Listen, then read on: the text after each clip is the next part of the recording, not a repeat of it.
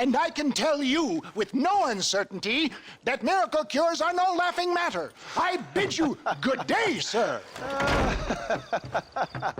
Oh, Mr. Marston, good to see you. How have you been keeping? I'm well, Mr. Mr. West Dickens. Nigel West Dickens of Eastcheap, London, New Waverly, New York, and Armadillo, New Austin. At your service. At my service. At everyone's service. At the service of science, of knowledge, of life. How are your wounds? Much, much better. But then they would be. Would be... I know a cure for all ailments, Mr. Marston. Ah, I'm sure you do. And I'm sure for just $2 an ounce, I could live forever. Oh, but for you, sir, I'd do a bulk discount rate of $1.95 an ounce, as long as you buy 100 ounces or more. That's a lot of immortality. Give it up, old man. That's Mr. West Dickens to you, boy. Give it up, old man. Listen, Marston, I'm broke, but this stuff is good. It works. I need a healthy young man like you. Come along, let's ride over to my newest customer at Ridgewood, and I'll explain while we go. Okay. Head for Ridgewood Farm, John, and hurry. There are people there in dire need of my tonic.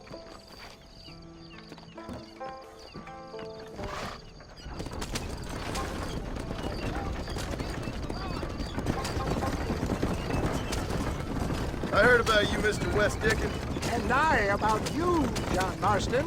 Hoodwinking the weak, gullible out of their hard-earned money. My dear boy, it is you who is gullible, if I may be so bold, for heeding such ill-informed scuttlebutt. You're as full of wind as a horse with the colic.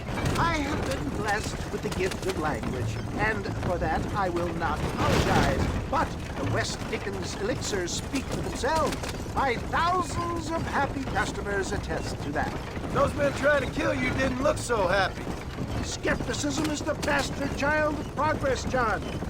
If my tonic is such a sham, how do you explain the fine battle in which you find me? Last time you saw me, I was knocking at death's door. You should thank the doctor for that. I reckon you were acting it up worse than it was. Act I can, John. A more convincing Othello there has never been. And so shall you, a fair Iago or Cassio make. I don't like the sound of this. Showmanship, John. The flourish, the bow. We are operating in a competitive marketplace. Our product must stand out. And how does this involve me? We're going to use your God-given talents to our advantage. I'm really starting to regret I'll drop this. you off at the outskirts of Ridgewood.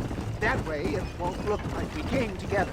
Once I'm set up, saunter nonchalantly into the crowd that is sure to be forming. Eventually, I will call you up to try my tonic. After extolling the virtues, I will have you perform a few feats of wonder to amaze and impress the paying public. Such as? Oh, nothing out of the ordinary for a man in your line of work, I assure you. Best you alight here, dear boy, so no one sees us arriving together.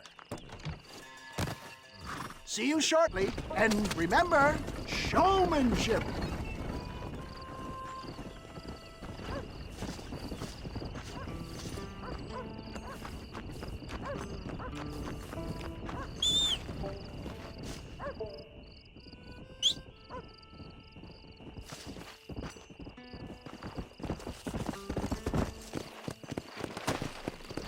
Yeah.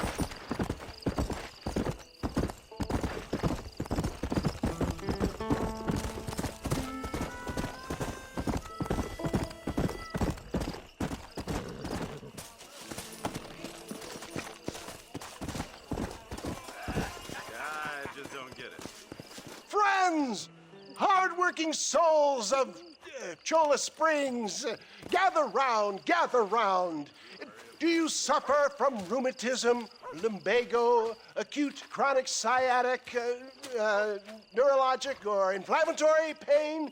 Well, I represent the only company that makes the genuine article that cures headaches, neuralgia, earache, toothaches, backache, swelling, sprains, sore chests, swelling of the throats, contracted cords and muscles, anxieties and ravaged nerves, stiff joints, wrenches, dislocations, cuts and bruises, and it adds vitality and vigor to the healthy man. But can you prove it, old man? Oh, I'm sure there's some customer here who could prove the qualities of it by taking a drink right now. You, sir, come up here. Step right up. That's the spirit. Ladies and gentlemen, pay close attention. This poor, wretched volunteer, entirely unknown to me, will demonstrate the effects of Dr. West Dickens' own patent tonic.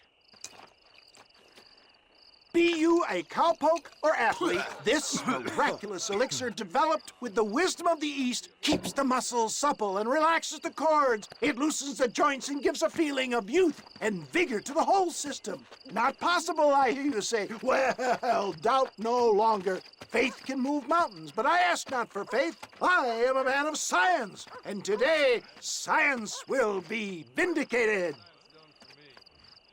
Your eyesight is greatly improved. Is that not so, friend? If you say so. That's right, it is. You heard him. What a good sport you are, sir. Now, gaze over yonder at that porch. If you squint, you may just be able to make out the skull that's hanging there. Go ahead, friend. Shoot that skull and demonstrate the miraculous eyesight you now possess.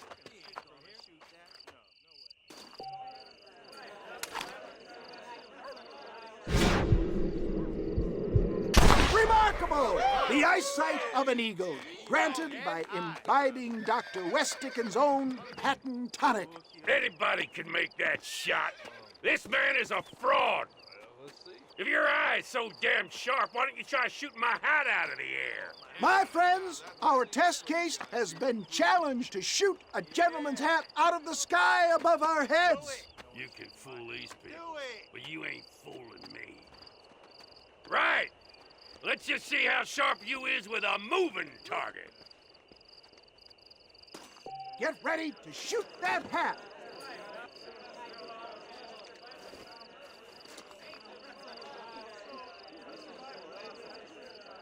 Draw your gun, my friend. You ready to get embarrassed again?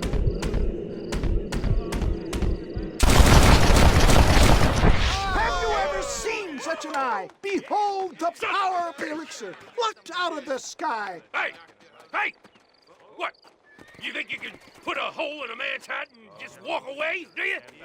Hey, it don't work like that around here, mister. Come on! Are you a man or not? A challenge of battle has been offered to our volunteer. Look at him. The tonic is coursing through his veins. Time somebody taught you a You lesson. shouldn't have done that. The power of an ox.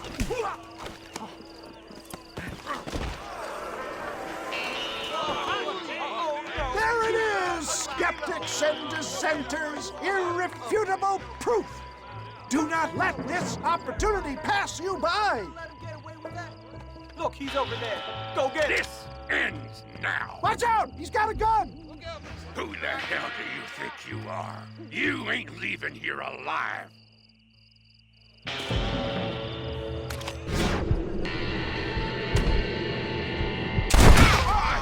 Marvelous shot, dear boy. The kind of deadly accuracy that can only be afforded by the West Dickens elixir. Come, I have plenty for all. You'll be fine. Get out of my way. Hey, where are you going? I want a bottle. Get me a bottle, please. One of them, right here. Well, no harm in trying one bottle, I suppose. Well, I think that went kind of well, don't you? I'm just glad that my normal job involves either chasing after cattle or murderers. Not the likes of you, mister. Don't be like that. Now, if you'll excuse me, I'd like to say my goodbyes, head on back to the real world. Wait, sir. I've been thinking about your predicament, and I think I may have an idea. I've been thinking I could be your cunning Odysseus. Beware of the Greeks bearing gifts, sir. Williamson had better beware. We will make them into Trojans. I don't rightly get you. I want you to go and see my old friend Seth. He can come across as a little curious, but I'm sure you two will get on. He's most often found at Coots Chapel. He's very devout. Why see him? Because between him and me, we can get those gates to open for you, and you can walk right in, just like in Homer's great Trojan yarn!